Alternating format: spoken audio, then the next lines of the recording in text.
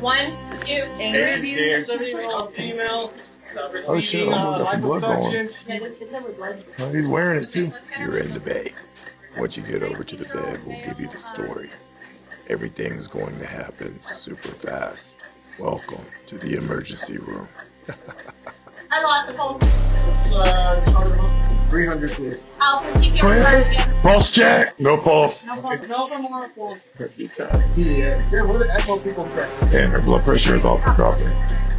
45 minutes of CPR and no return of circulation. Okay.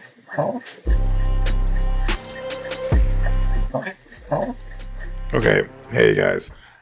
At the beginning of this podcast, all the way close to like episode 1, maybe episode whatever, I came out and said whenever I have like weird cases that come into the ER that I'll be able to share them or would be willing to share them.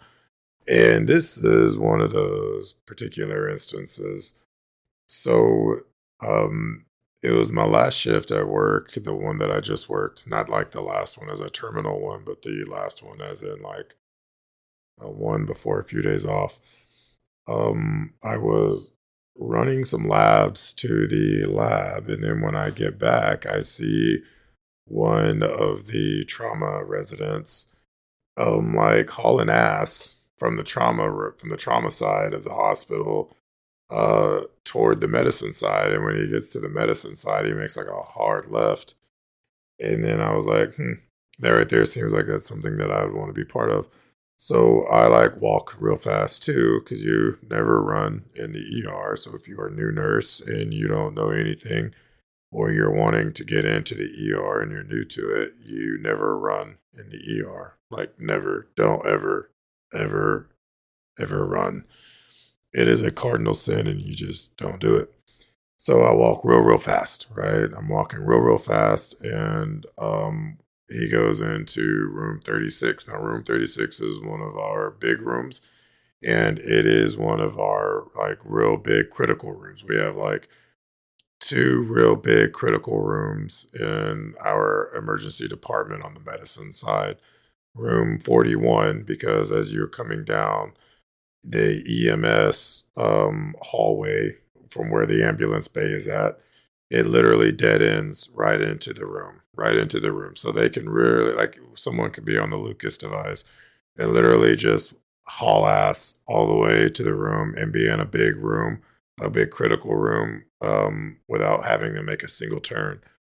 And then room 36 literally sits right beside the CT scanner, and that particular room also holds a bunch of stuff. And so you can literally come out of CT. You could have like some bad news on your CT. You got to bleed. You got something going on. And so you literally just wheel right next door to the critical room.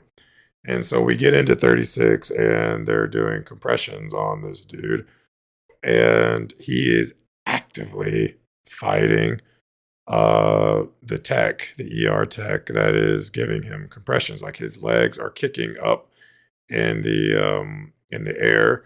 He's bringing his knees up, trying to knee her, and the ER attending, and he's actively fighting the resident that is trying to intubate and gain an airway along with the respiratory therapist. Now, I walk in and I'm like, yeah, what the hell's going on?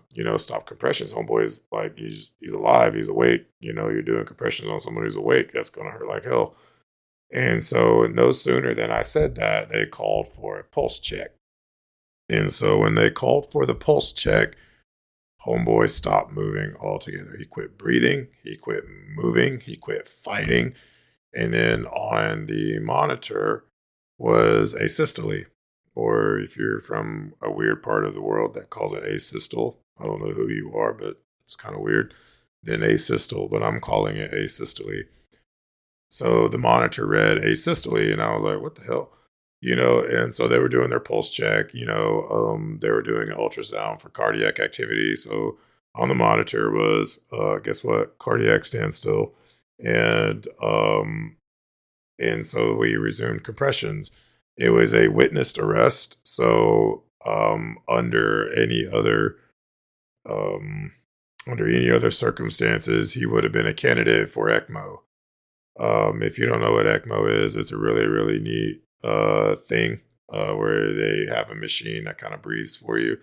Like it literally almost like a dialysis machine, but it'll pull the blood out, oxygenate it, and then give it right back to you without you needing your lungs. And there's a hospital here in the Houston area that specializes in lung transplants, or not just lung, but organ transplants, like a transplantation hospital. And they do ECMO all the time. And so, like, those people are very familiar with ECMO, but down in the dirty ER, because these ECMO people love to tell us how dirty the ER is. And we're like, we know it's the ER. And they do the ECMO anyways.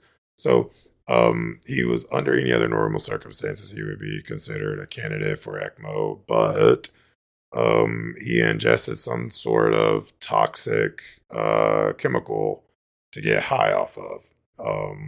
We don't know what it was, or at least I don't know what it is because I never stayed around long enough to figure out what it was that he took. But it was definitely chemical induced.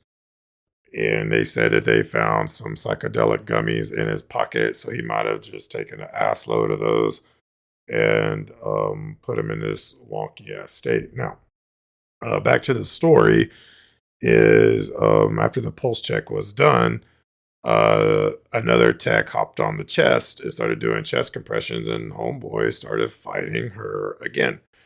He brought his legs up, trying to knee her, fighting the bag mask, trying to take his hands and rip her off his chest, by stopping the compressions, everything of the matter. So I was like, this is like weird as hell, And the pulse check came 2 minutes later, and he actually had some cardiac activity on the monitor this time, but it was not a shockable rhythm.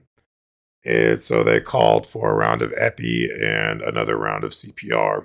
And then this time I got on the chest. And as I am doing compressions on this dude, and I'm a pretty good sized fella, as I've been told, I know my way around the gym, and I know my way around a buffet table, and I like a chicken nugget or two. And so I'm doing chest compressions on this dude, and he sits up 90 degrees, sits up. I don't know how. I don't know what the fuck possessed him to sit all the way up, but homeboy was sitting all the way up. The respiratory therapist tried to grab him and yank him down. The intubation failed because every time we do compressions, homeboy wakes up. So I'm kind of like doing these kind of like half-ass compressions, like you're trying to do compressions against a wall. But you are not facing the wall, you are kind of perpendicular to the wall. And so as soon as he sat up, and the perfusion to him stopped, he like passed out again on the bed. And we resumed CPR again, and he came back to life, actively fighting me, fighting the emergency physician, fighting the respiratory therapist, moving his head left and right to not get bagged. And it was just a weird ass situation. And so I say during the CPR, I'm like, this is the weirdest fucking code I've ever been in. And sure as shit, like the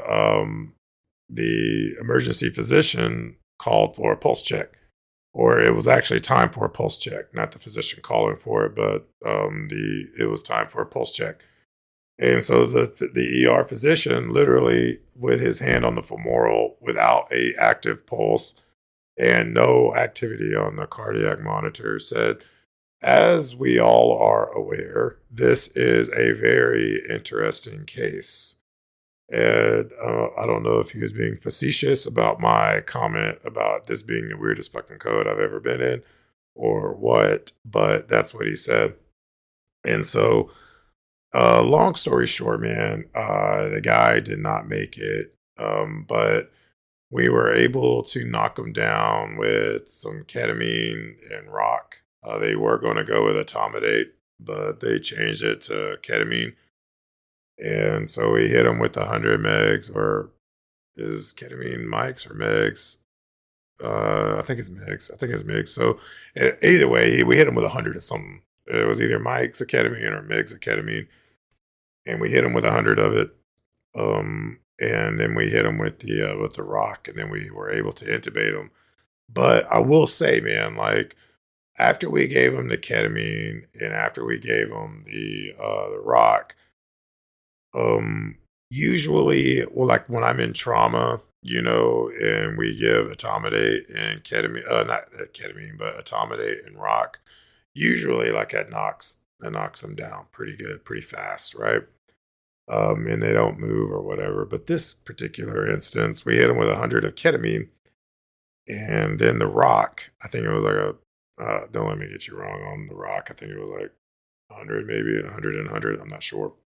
But we hit him with the rock, and it took him a while. It took him about a good 30 seconds for the drugs to take hold and kind of pull him down.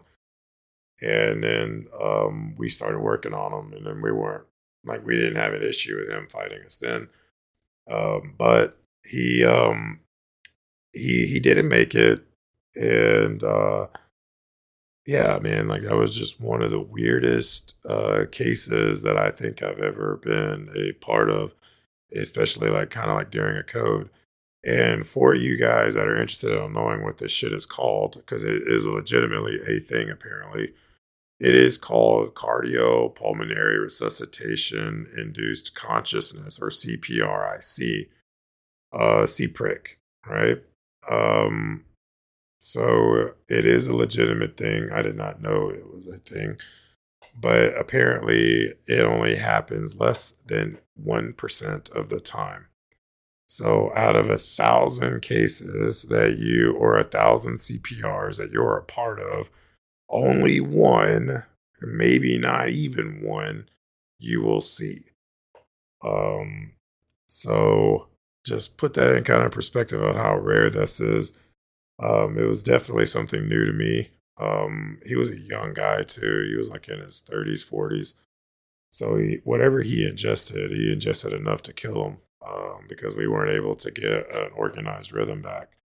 We were able to deliver one shock, and that was all we were able to get. There were no other rhythms for that.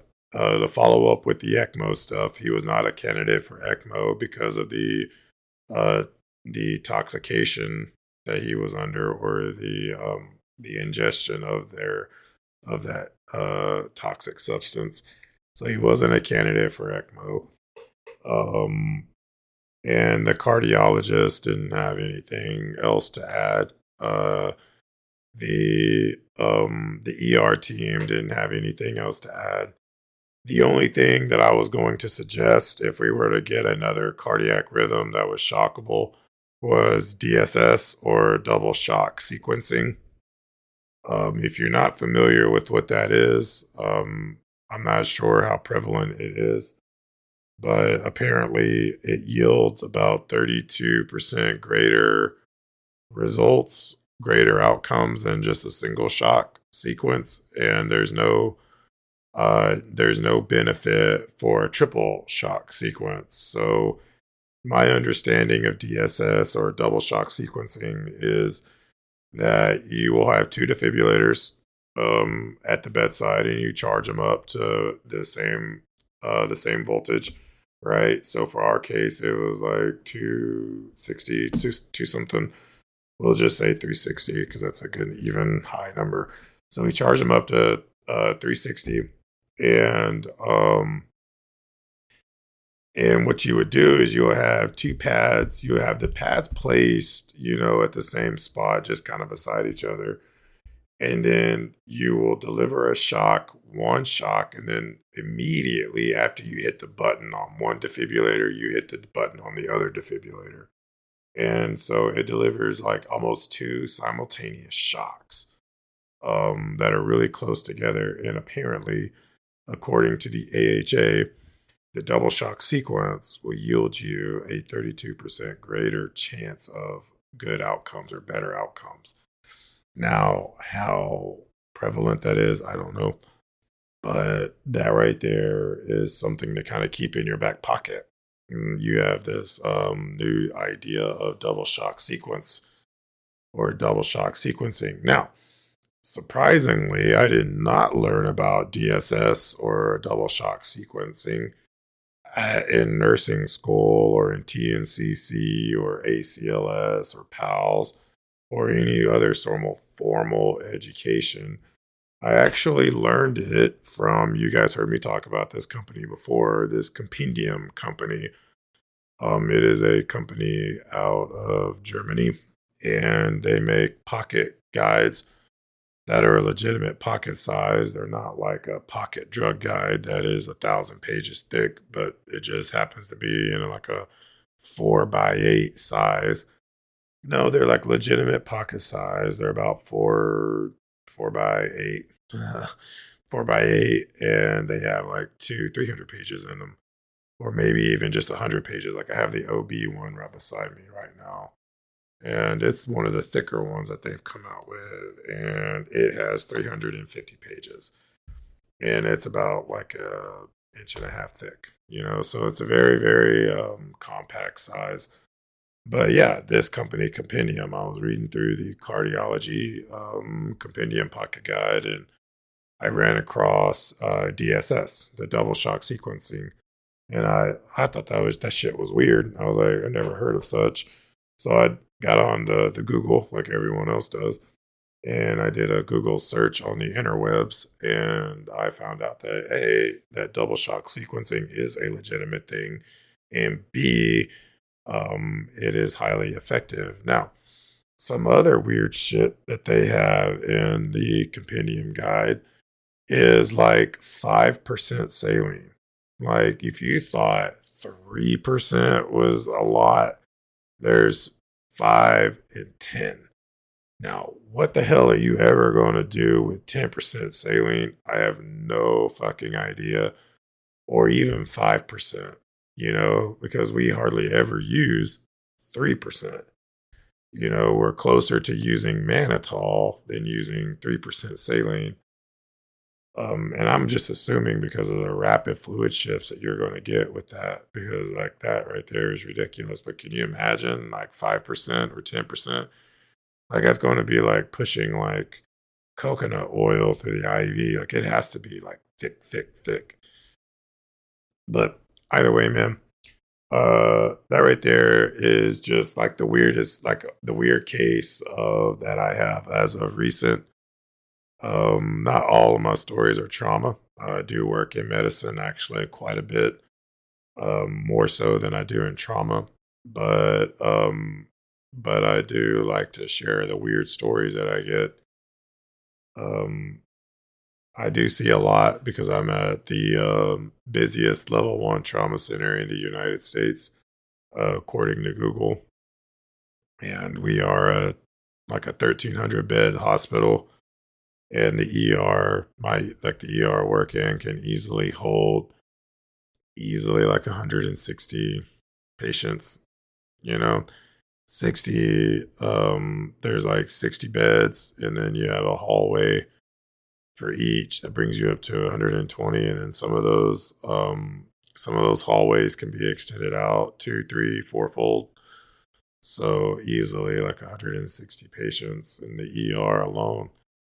And then, it just opens the door for some weird shit to kind of come in the door. And so that right there was like the weirdest case that I have as of recent. This CPR Induced Consciousness, or CPRIC.